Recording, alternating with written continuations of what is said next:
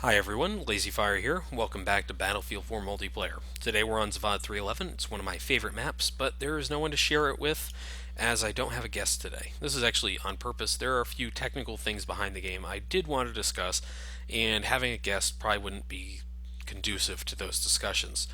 And because we're getting close to the end of the LP, it's time to have that conversation. So, anyways, Zavod 311, one of my favorite maps. It is a symmetrical map. You can see here that if you were to flip the F and E points over and mirror them, they would be basically on top of the A and B points. While they are not geographically similar, they are spatially similar. So there's some fun there. This is more a map where you're going to be fighting over the center of the map, the D and C points. And if you can hold those two along with your starter points, you're going to be pretty okay. Even if you can hold these two and then go back and take your starter points again, or move over into the enemy spawn, you're going to be in a good spot for most of the map.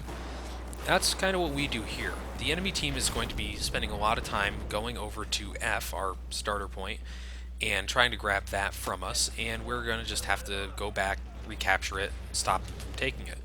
There's a really good reason why they're going for F instead of E, even though E is a little bit closer. One is it's going to take us longer to get from D and C back into F, but two, F spawns an LAV. So does A, by the way. Should point that out. It's not like one team gets more vehicles than the other. But that means that in addition to the tank, the two helicopters, the mobile anti-aircraft gun, and the countless other weapons, you can go and grab an extra LAV, and your team can pretty much roll through. You can see our team also has a rocket truck going in there, Chrono Jams in it, and that rocket truck is actually one of the things I get to play around in here. It spawns over at C. So you can see that having the C and F and A points are really where you're going to want to be for extra vehicles. Otherwise, you're going to be stuck with your starter toys, which are not insignificant. Now, this map is actually on a server that has near instant vehicle respawn. It has quick respawn, but not instant respawn, which is good. But it means that basically anytime you see somebody kill a tank or an LAV or an MAA or something like that, it's going to come back very, very quickly. It means there's a lot less respite from these things. It means that there's going to be a lot less straight-on infantry combat as people are constantly spawning in tanks and making runs with it. But there's still going to be a lot of infantry combat in this map. Oddly enough, it's a large map that has a lot of infantry fighting. Part of this is because there's no jets in here, and there's only two types of helicopter, and one of them is transport. But the other thing is that the points themselves, while all of them are capable from vehicles, are kind of narrow, and vehicles are in a lot of trouble if they go in there from, say, engineers in the area. And of course, there's a lot of really good sight lines from not only the rock that I'm standing near and stuff like that, but from the top of those buildings over there, where the helicopter is kind of hanging out. Uh, yeah, he dies in a second. Don't worry, he's gonna go down. But yeah, these buildings here are pretty much built to snipe from. There are two sets of roofs on each building, one of them just above me, and the other one even higher above me, and those are accessible all by ladders, so it means that you don't really need to be dropped off by a helicopter, and it's just a good spot with a lot of vantage on either side of the map. But because the people attacking from B and A area are a bit more exposed when they make their run towards the buildings here, if you happen to be coming from E and F, being on top of that building is a really, really good idea, because you're going to be able to just gun those guys down as they come through. And a lot of the time they won't be able to hit you too well because you'll be on top of that building. So the other team will probably have a couple counter snipers or a couple people looking out for you, but for the most part you're going to be in a good spot. That's why there's a lot of snipers on this map. There's a lot of DMRs that get fired. Actually, this is the map where I showed off the recon class and how their DMR worked, and I spent a lot of time up on top of one of the buildings to show it off, because, well, hell, it's just effective from up there. But I am using a support class this time, and I'm actually using a different weapon than you usually see me use. I am using an AWS. I usually use a PKP Pechneg, or a PK Chang as I call it, and it is a fun little weapon. It fires very quickly, it has a good aim down sight speed, it does good damage. It's modeled heavily on assault rifles, but it has a 100-round drum magazine, so it is really, really fun to use, really effective. It's got some really good accuracy too. It doesn't have a ton of recoil.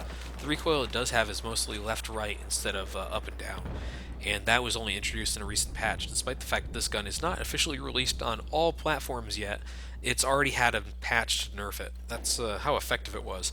And to be honest with you, in the time I've used it, I've racked up enough to put it in my top 4 in terms of kills. So it's an effective weapon, especially if you're used to LMGs. Even if you're not big on LMGs and you're more used to assault rifles or something like that, it's got a lot of really nice features. The stability, of course, and the fast fire rate really make up for a lot of the deficiencies some other LMGs have. But, you know, I still like LMGs more. The idea here is that what I'll be able to do is be effective at both long and short range, because the AWS is actually a pretty strong weapon for both fields. It's got the really good stability levels where I can just fire like that. It's one of the few times you'll see me just auto fire in LMG in this game, because it's pretty good at almost all ranges with that sort of thing.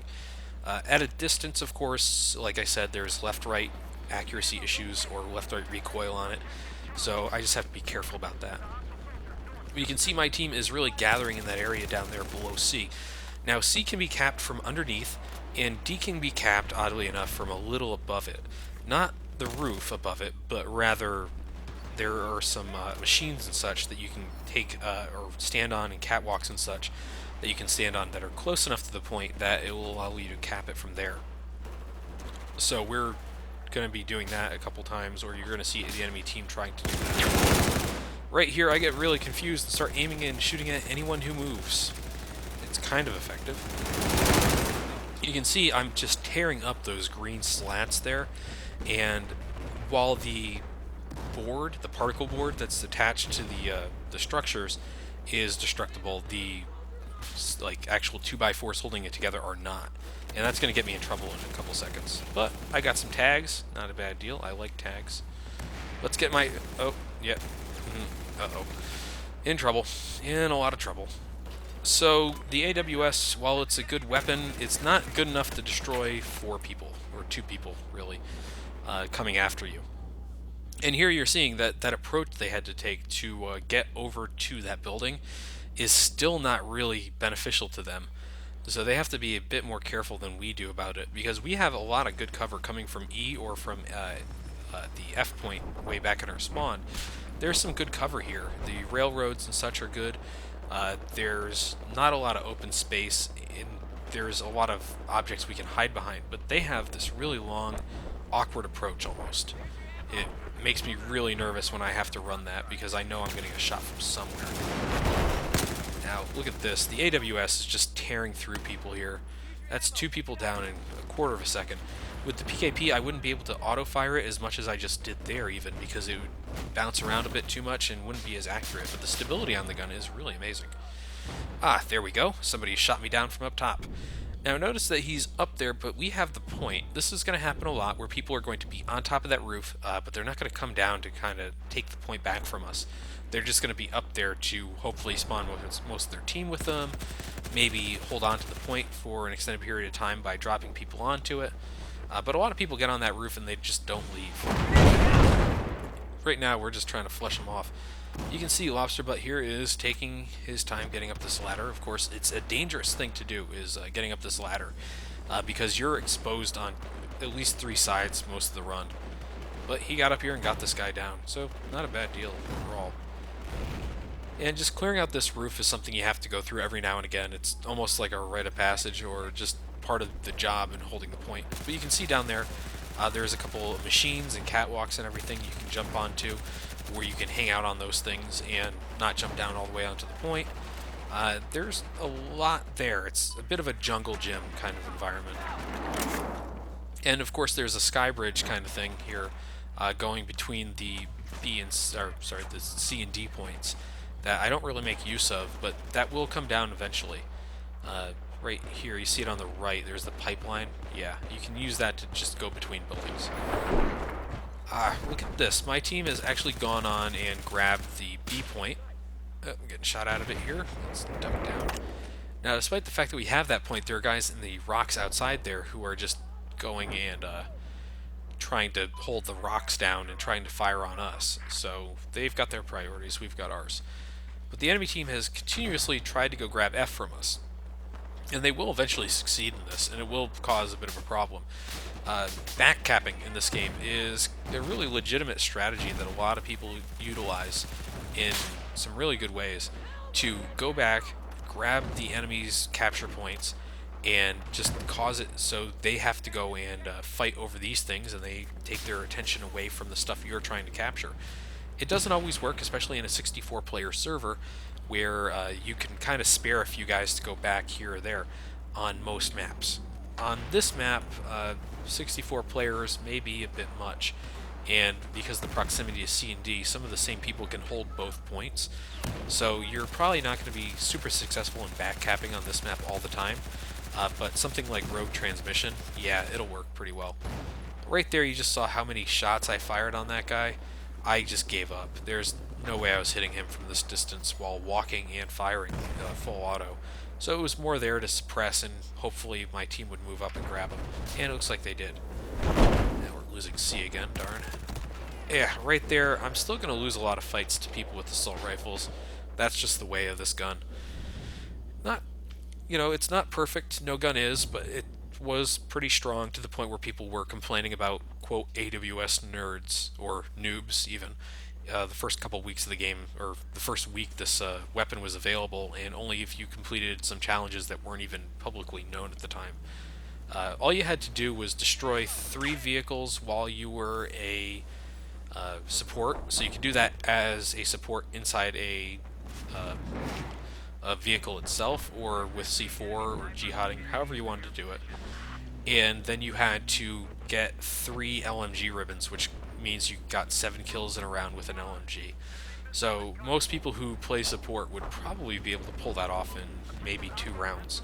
It took me an extra one because I wasn't paying attention to the LMG ribbon need. Oh, say goodbye. I love seeing other people on the Team Jihad Jeep stuff. It brings joy to my heart. But, this is a goon game. But you can see, we kind of moved our focus back to go take out that tank, and look what happened to us here.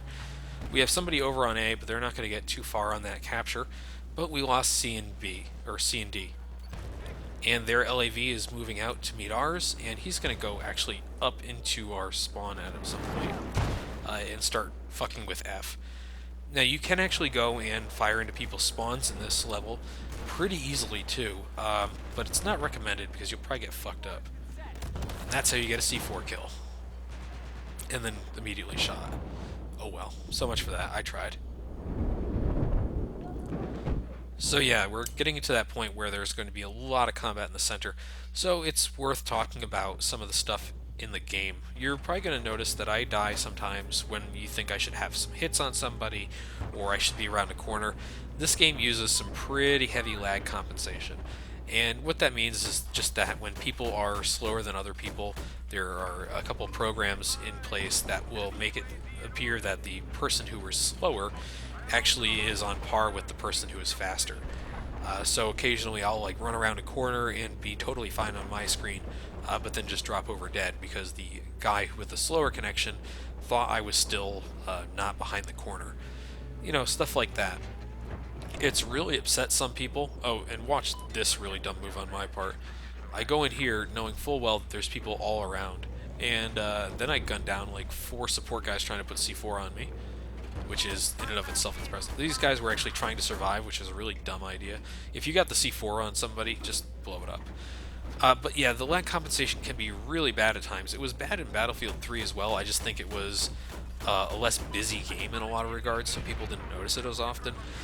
But yeah, you could have these situations where, especially with C4, if a tank started moving on your screen and you'd already thrown the C4, sometimes the C4 would actually just show up on the ground, and it happens in this game too, where you'll throw a couple bricks of C4 on somebody and it looks visually like it's on the tank, but is in fact on the ground, and you blow yourself up because of that. Not a huge problem, but still there. So watch this. This is dumb of me. I drove right over where that guy was underneath. I deserve that death on pretty much every level you can imagine. I have no problem accepting that. That was pretty well played by that guy.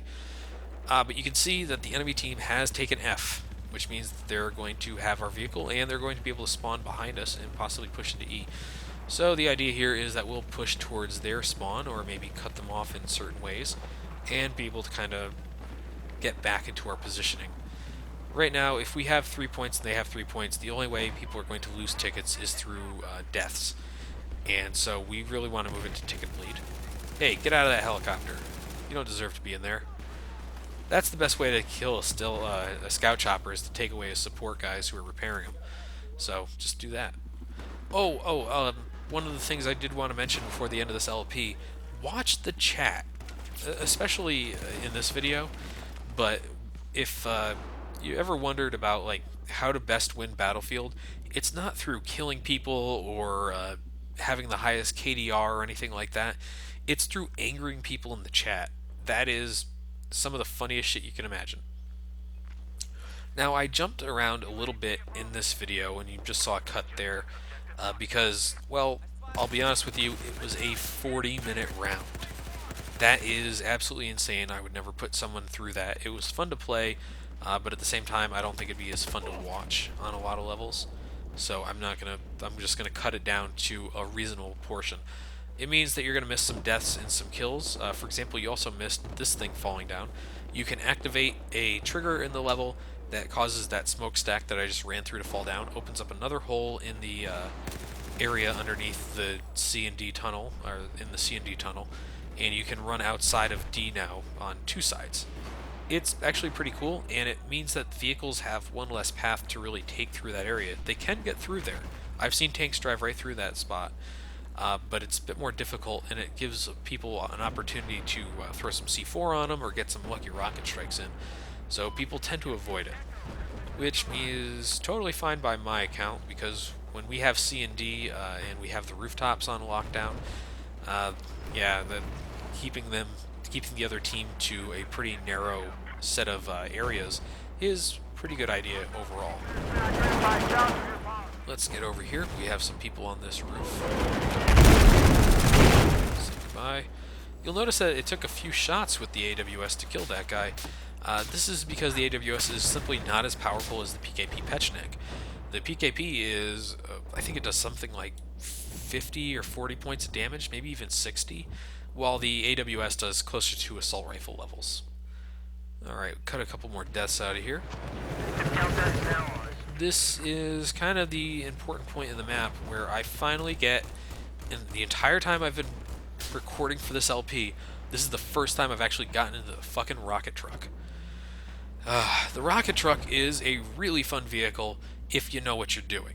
All you have to do is take it to a certain point in the map where you can still hit some stuff, where you're relatively safe. Its range is obviously not infinite, but it's pretty good. Kind of like mortar level range kind of thing. And just drop some rockets. You see the crosshair kind of expand as I fire here.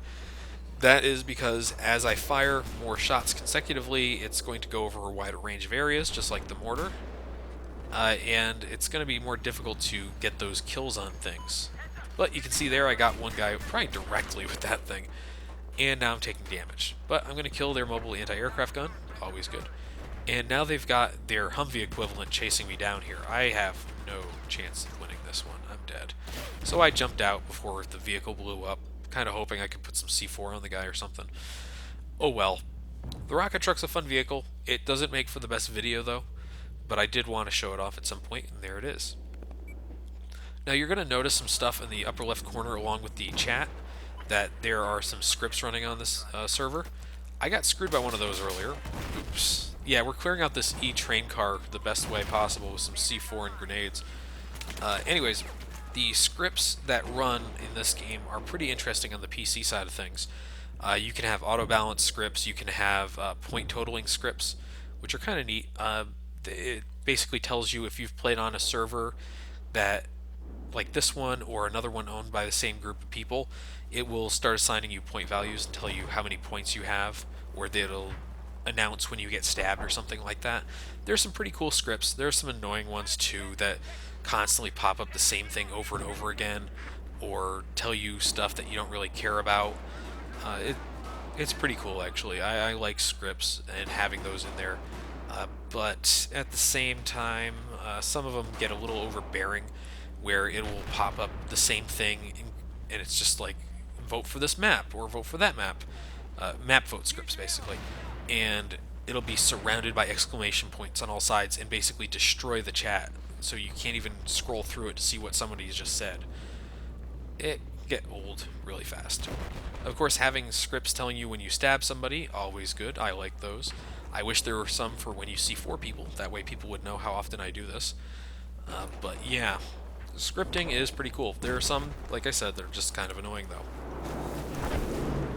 Let's see if we can't get to this LAV here. So you can see we're still pretty much dominating these guys, and we have been almost the entire time. But this is a 1200 ticket server, so it's very difficult for us to just simply win this. Get him! That's what happens. Anyways, yeah, the 1200 ticket servers, those are getting more and more common, I find, where people want to play these really long games, just rack up a bunch of kills, look really impressive at the end of the day. But for my money, I still prefer having some of the smaller servers, just because at that point you're able to get on, get off, not have a 40-minute round like we did here. Of course, with the instant or near instant vehicle respawn that's going on, this round's going to last even longer because it's just constantly people rolling out in vehicles and kind of trying to cap points and everything, making it more difficult for ticket bleed to be affected because somebody's always going to be in a vehicle pushing a point or taking a point. So you have to just be aware of this stuff. What really comes in handy on these maps are, of course, mines. Unfortunately, not a lot of people on our team seem inclined to use mines at this point, but their team, they just throw them down. They're everywhere. Now, you're going to probably wonder how I'm able to see some of these guys or hit some of the shots. I should mention, and I've mentioned it a couple times before, but YouTube absolutely butchers the quality of these videos. When I look at it on my PC, as I am now, it looks really, really good.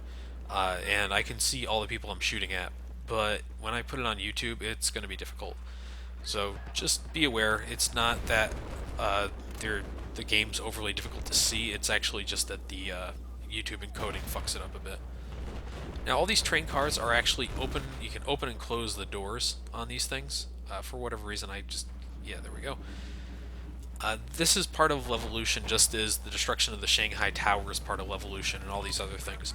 Levolution is, and I've tried to explain it before, at its core, it's really any point in time where you mess with the level, any sort of change you can affect on the level is considered a Levolution, as long as it is a destruction.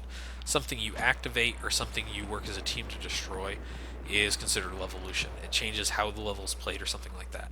So you can actually, like, there was a pretty good example that DICE used to advertise the game, where they threw a grenade into a train car where someone was hanging out on this level, and then they shut the door on them so they couldn't escape it. And I thought that was actually a really good example of how it could work. For the most part, it doesn't. People don't use some of this stuff, like the bollards on Siege of Shanghai, to raise and lower those things. It's a really quick move, but I find that I'm usually the only person doing it. It is not annoying so much as it's just like, well, come on, dude. Work with me here.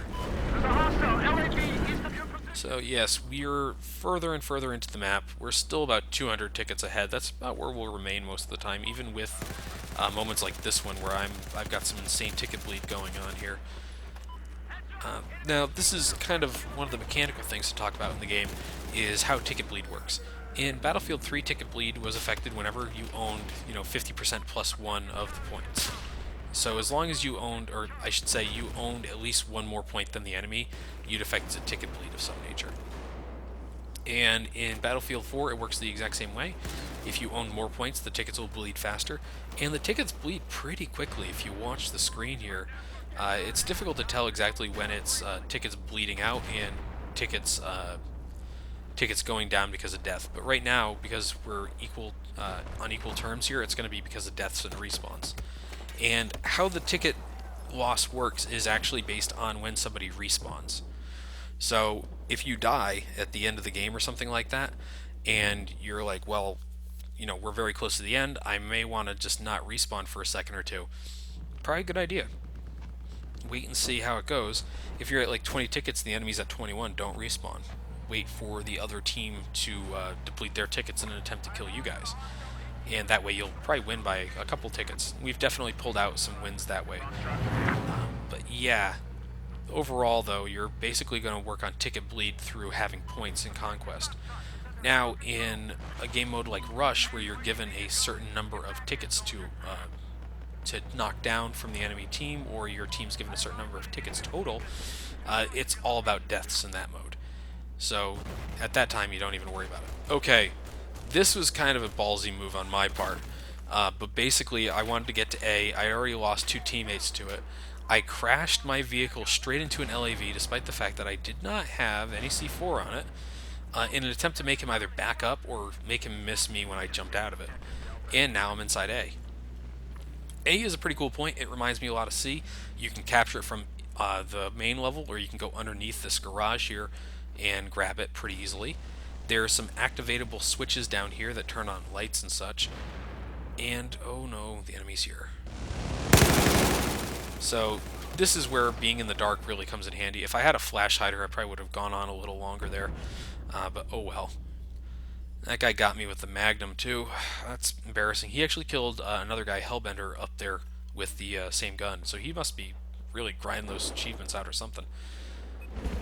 But here we are. This is Hellbender again. He changed his name recently, so I just call him that always. And he's going to try to pull B in. And B is an interesting point. It's kind of a barracks, and all these buildings here are pretty much the exact same, and they're all destructible. And so you're basically going to spend some time knocking down buildings every time you're here. And the enemy team, I've never really figured out if B is a good point or a bad point, to be honest with you. When I have it, it's always a good point to have, but at the same time, I often feel like I get punished for having B as a default point when I'm on the Russian side, simply because the area is so large that you can cap it from, and the buildings are kind of bendy, dark, confusing at times. It can make it difficult to really maintain a hold on it if the other team gets in there and spawns some people in.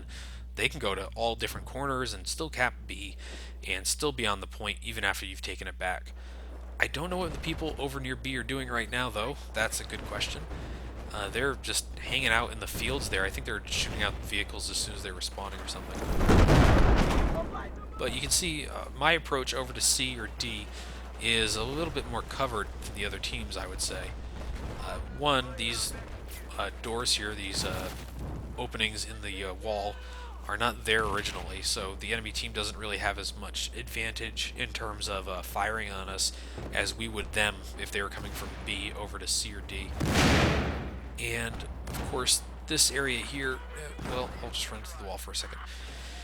This area here, you can see is not really well covered in terms of items to hide behind, so you've got to spend some time just being a little careful, being smart about your movements.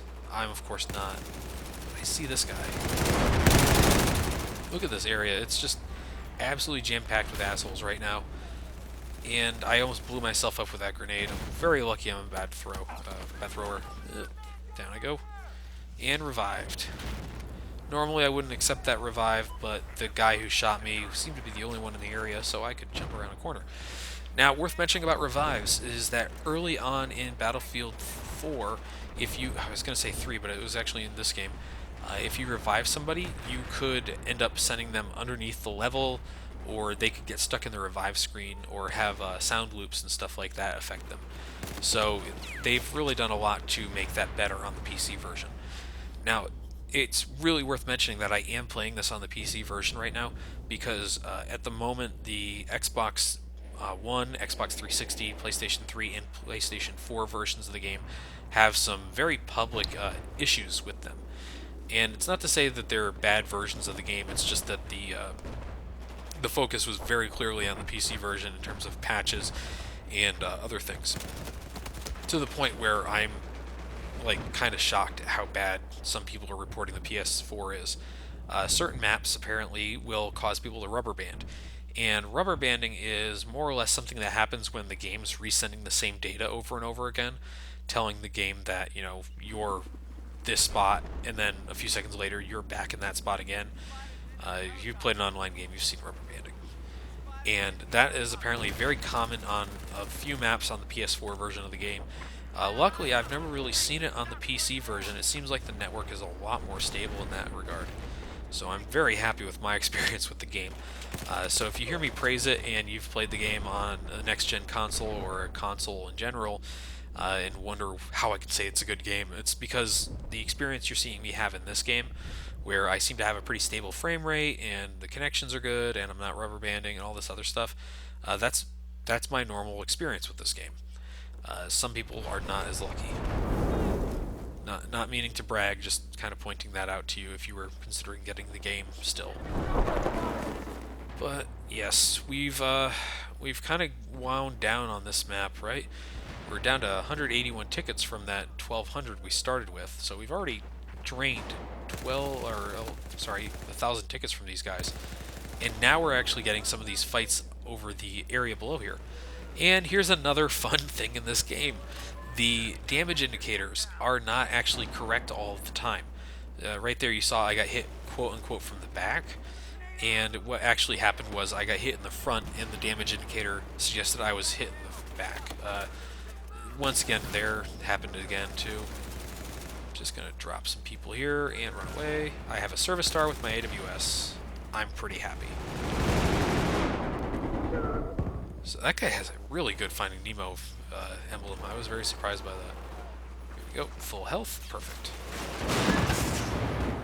So yes, this is where the fighting gets a little intense. And I know that I've talked about, say, Operation Metro and Operation Locker as these kind of narrow hallway maps that are not really fun to fight on.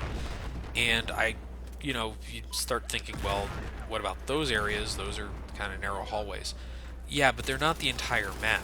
That's the big thing. I can go out of that hallway in any of the 4 locations that are open to me and start having these really large-scale gun battles with a bunch of people, and it's not a complete meat grinder. I have other options. In Operation Locker, you just don't.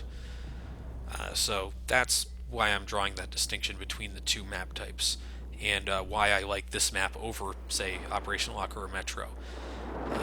Of course, I spend a lot of time as infantry in this game, so my opinions on those maps are basically that they're hot trash and they should never be played.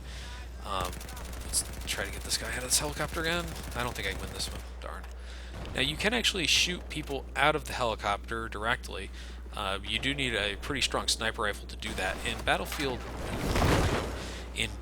3, it was actually kind of easy if a little bird, like the one that killed me there, the Z11W, made a sweeping attack at you. If you were firing, oh, here's my little bird attempt. If you were firing directly into the windshield, you could actually kill the guy inside. Not so much in Battlefield 4, they changed some of that. You can still do it with a sniper rifle. But that's the end of the round, so I crash. Watch the screen here. And now. Yeah, that indicates that I crashed and died. Yeah, you still crash and die after the game ends. It's one of the weird things that people complain about a lot, but it only happens occasionally to me, so I'm okay with it. But yeah, thanks for watching this, everyone. I'll see you next time, hopefully. Just watch as all my achievements scroll past you and know that I am better than all people. Thanks. Bye.